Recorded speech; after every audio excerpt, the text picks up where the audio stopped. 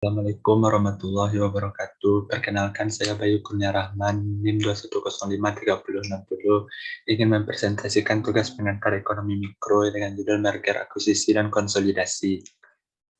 Baiklah, untuk pengertian masing-masing dari judul tersebut adalah merger. Merger merupakan penggabungan antara dua perusahaan atau lebih yang hanya ada satu perusahaan yang dipertahankan, di mana perusahaan yang di-merger akan berhenti beroperasi. Yang kedua adalah akuisisi. Akuisisi adalah pengambil alihan perusahaan yang dilakukan dengan cara membeli saham mayoritas perusahaan. Perusahaan ini kemudian akan menjadi pengendali perusahaan yang dibeli sahamnya. Namun akuisisi tidak akan menghilangkan ciri khas kedua perusahaan. Yang ketiga adalah konsolidasi. Konsolidasi adalah peleburan dua atau beberapa perusahaan menjadi satu. Proses ini tidak menyisakan perusahaan manapun, tetapi menciptakan perusahaan baru. Tujuan penggabungan perusahaan. Tujuan dari penggabungan perusahaan yang pertama adalah pertumbuhan atau diversifikasi, di mana perusahaan akan mengalami pertumbuhan usaha yang cepat, baik ukuran, pasar, dan saham. Selain itu, ekspansi dengan penggabungan ini secara tidak langsung akan mengurangi pengurusan pesaing.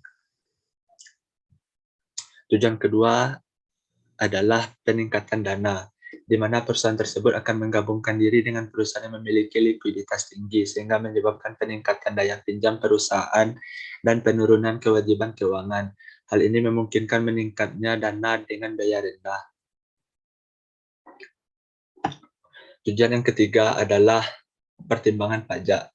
Perusahaan yang memiliki kerugian pajak dapat melakukan akuisisi dengan perusahaan yang menghasilkan laba untuk memanfaatkan dalam melunasi kerugian pajak perusahaan tersebut. Perusahaan yang mengakuisisi akan menaikkan kombinasi pendapatan setelah pajak dengan mengurangkan pendapatan sebelum pajak dari perusahaan yang diakuisisi. Mengapa penggabungan usaha dapat menimbulkan monopoli dan oligopoli?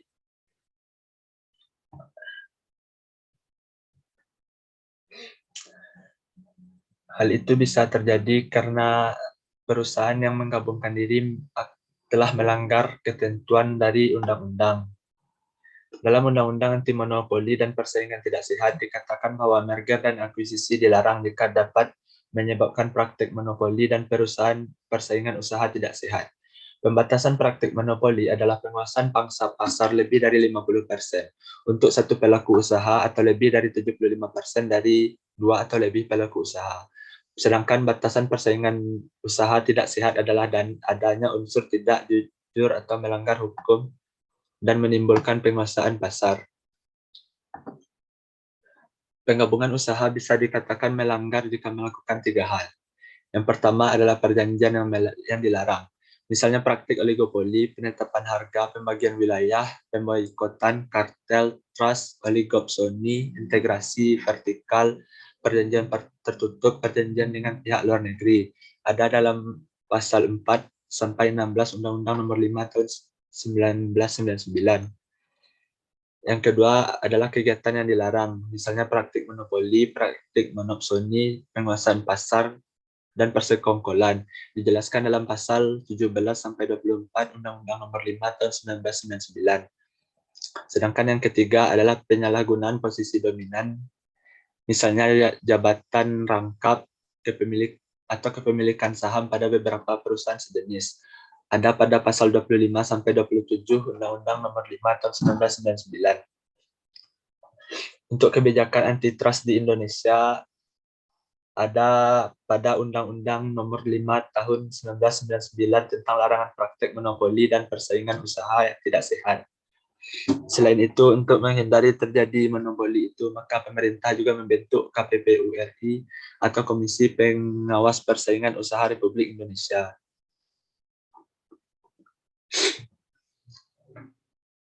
Selain Undang-Undang Nomor 5 Tahun 1999, juga ada beberapa peraturan terkait dengan kebijakan antitrust di Indonesia. Yang pertama adalah Peraturan Pemerintah Nomor 57 Tahun 2010 tentang penggabungan atau peleburan badan usaha dan pengambilan saham perusahaan yang dapat mengakibatkan terjadinya praktik monopoli dan persaingan usaha tidak sehat. melaksanakan ketentuan pasal 28 ayat 3.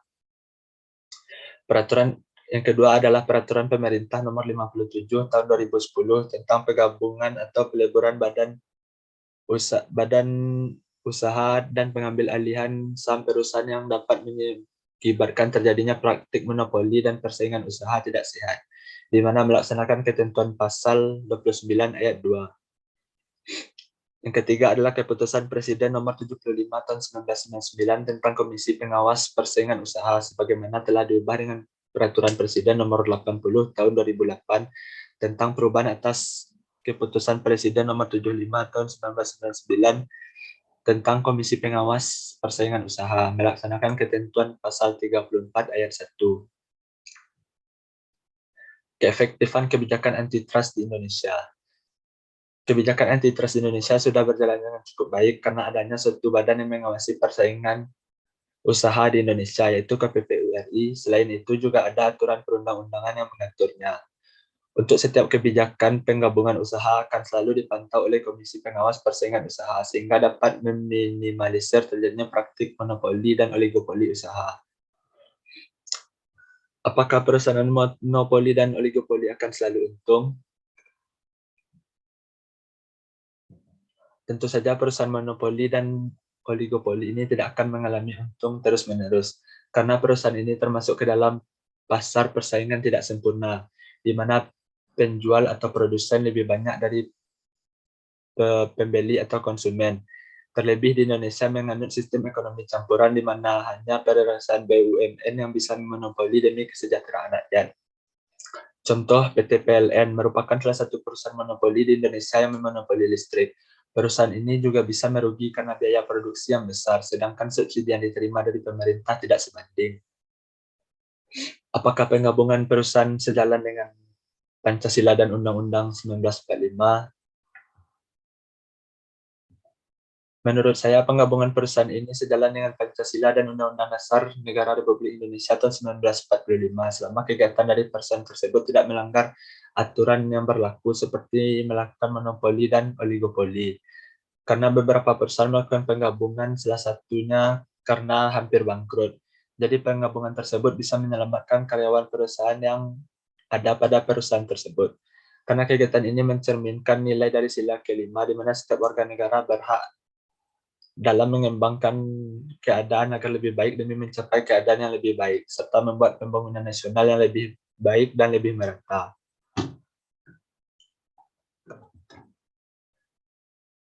Dalam pembukaan Undang-Undang 1945 terdapat frasa melindungi segenap bangsa Indonesia yang bermakna bahwa aspek ketahanan ekonomi nasional bangsa Indonesia ini dijamin dengan menjamin kesempatan yang sama bagi setiap warga negara untuk berpartisipasi di dalam proses produksi dan pemasaran barang atau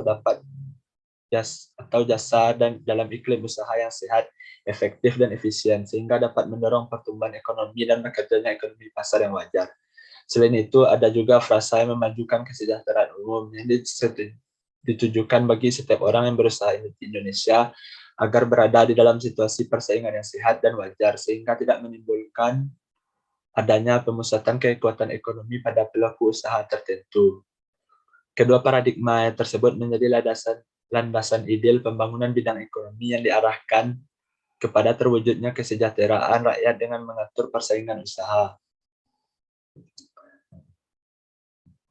Mungkin sekian yang dapat saya sampaikan dalam presentasi kali ini. Kalau ada kata saya yang salah, mohon dimaafkan. Assalamualaikum warahmatullahi wabarakatuh.